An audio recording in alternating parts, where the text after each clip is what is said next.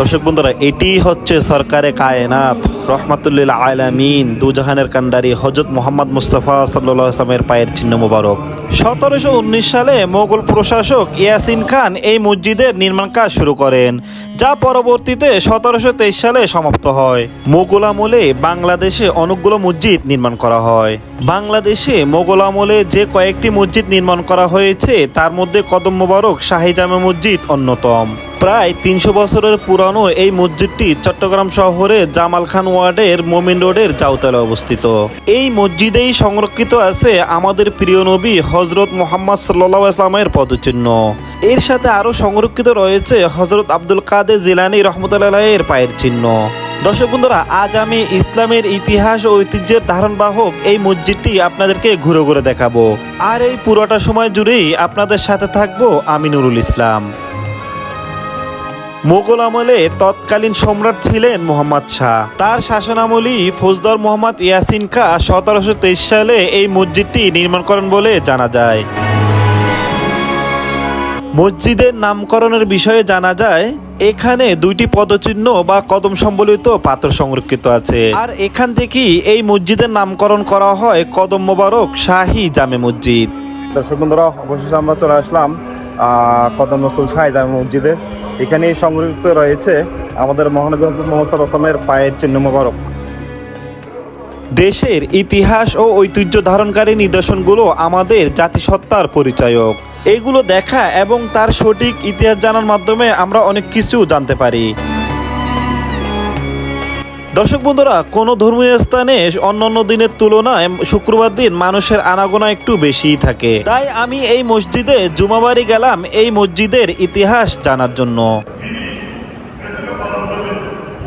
দর্শক বন্ধুরা, এটি হচ্ছে এই মসজিদের মূল অংশের ভিতরের দৃশ্য। এই মসজিদের মিম্বারে দাঁড়িয়ে খতিব সাহেব জুমার বয়ান দিচ্ছেন, আর তা মনোযোগ সহকারে শ্রবণ করছেন এই মসজিদে নামাজ পড়তে আসা মুসল্লিরা। এই মসজিদের ভিতরে ঢুকি আমি একেবারে অবাক হয়ে গেলাম। কি সুন্দর দারুণ স্থাপত্য শৈলীতে নির্মাণ করা হয়েছে এই মসজিদটি। দর্শক বন্ধুরা, এটি হচ্ছে এই কদম মোবারক শাহী জামে মসজিদের অজুখানা।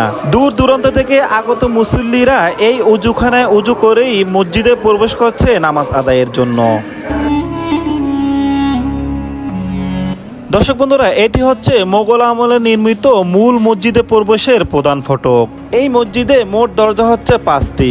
প্রত্যেকটির মধ্যেই মোগল আমলের স্থাপত্যের ছোঁয়া দেখতে পাচ্ছি।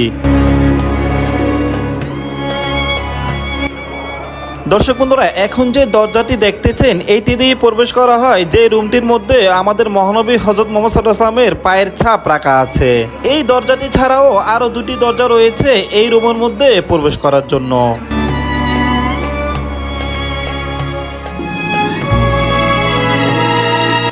অবশেষে আমি বহুল প্রতীক্ষিত মহানবী সাল্লাল্লাহু আলাইহি ওয়াসাল্লামের পায়ের ছাপ সংবলিত যে রুমটি রয়েছে সেটির মধ্যে প্রবেশ করলাম। এই কক্ষের মধ্যে প্রবেশ করার পরেই আমার মনের মধ্যে এক ধরনের আবেগ চলে আসলো।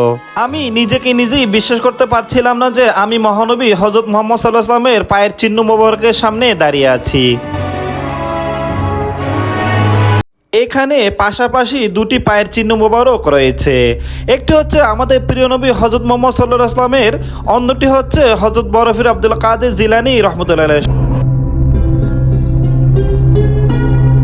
যে পায়ের চিহ্ন মোবারক দেখার জন্য আমি এতক্ষণ ব্যাকুল ছিলাম, সেই পায়ের চিহ্ন মোবারক এখন আমার চোখের সামনে। আমার দুই নয়নের দৃষ্টি দিয়ে আমি অনেকক্ষণ তাকিয়ে থাকলাম এই পায়ের চিহ্ন মোবারকের দিকে। মনের কোঠরে কত তাদের শান্তি অনুভব হলো তা আপনাদেরকে বলে বোঝাতে পারবো না। জানা যায় এই মসজিদের প্রতিষ্ঠাতা ও প্রথম মোতাওয়াল্লি ইয়াসিন খান মদিনা শহরে যান।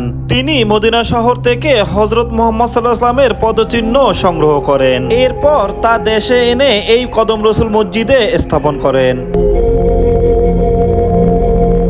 প্রায় প্রতিদিন অনেক নবীর প্রেমিক ও অলি প্রেমিক দূর দূরান্ত থেকে ছুটে আসেন প্রিয় নবী হযরত মুহাম্মদ সাল্লাল্লাহু আলাইহি ওয়াসাল্লামের কদম মোবারক, বড় পীর হযরত আব্দুল কাদের জিলানী রাহমাতুল্লাহি আলাইহির কদম মোবারক দেখার জন্য।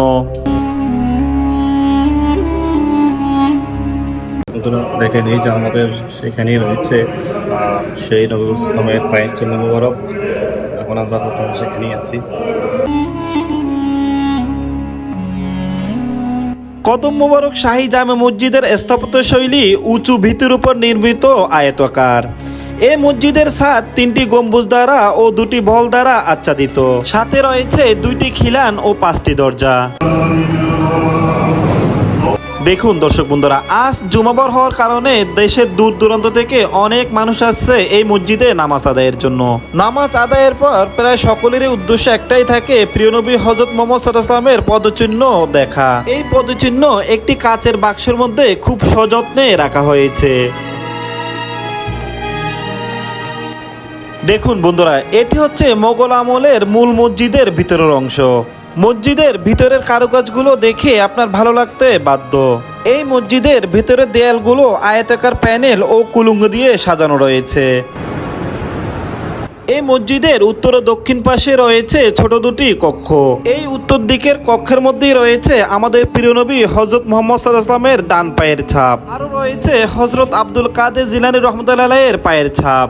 এই পদচিহ্ন সমূহ দেখার জন্যই দূর দূরান্ত থেকে মানুষ আসে এই মসজিদে নামাজ আদায়ের জন্য। দর্শক বন্ধুরা, এটি হচ্ছে এই কদম রসুল শাহী জামে মসজিদের মেহরাব। এই মেহরাবটি দেখতে কতই না অপূর্ব লাগছে। আমি নিচে কিছুক্ষণ ঘোরার পরে এরপরে এই মসজিদের 2য় তলায় উঠতে লাগলাম। মোগল স্থাপত্যের আরবি ক্যালিওগ্রাফি, মোজাইক নকশা, জ্যামিতিক রেখাযুক্ত পাথর অলঙ্কারে সজ্জিত এই মসজিদটি। মসজিদের উপরে ওঠার পরেই আমার দৃষ্টি গেল এই মসজিদের গম্বুজগুলোর দিকে। বন্ধুরা চিন্তা করুন, এই মসজিদের গম্বুজগুলো তৈরি হয়েছিল মোগল আমলে।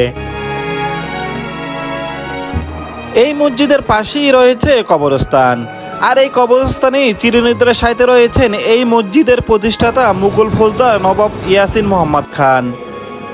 তিনি ছাড়াও এই কবরস্থানে শুয়ে আছেন চট্টগ্রামের অনেক বুজুর্গ আউলিয়া। এছাড়া আরও রয়েছেন উপমহাদেশের বহু কৃতি সন্তান। তাদের মধ্যে উল্লেখযোগ্য হলো প্রসিদ্ধ বুজুর্গ আলেম হযরত মাওলানা আবুল হাসান রহমতুল্লাহ আলাই, তাকে বলা হতো বিদ্যার জাহাজ। এছাড়াও এই কবরস্থানে আরেকজন শুয়ে আছেন, তার নাম উল্লেখ না করলেই নয়। তিনি হলেন কদম মুবারক মুসলিম এতিমখানার প্রতিষ্ঠাতা, ব্রিটিশ বিরোধী আন্দোলনের নেতা মনিরুজ্জামান ইসলামাবাদী সাহেব। ব্রিটিশ আমলে ইংরেজরা একসময় আন্দরকিল্লা শাহী জামে মসজিদকে অস্ত্রাগার হিসাবে ব্যবহার করতে শুরু করে। তখন ওখানকার মুসল্লিরা এই কদম রসুল শাহী জামে মসজিদেই নামাজ আদায় করতে শুরু করেন। মুঘল আমলে এই মসজিদ যখন নির্মাণ করা হয়েছিল তখন 5 কাতারে 100 জন মুসল্লি একসঙ্গে নামাজ আদায় করতে পারতেন, কিন্তু পরবর্তীতে মুসল্লি বেড়ে যাওয়ায় মসজিদ সম্প্রসারণের উদ্যোগ নেওয়া হয়।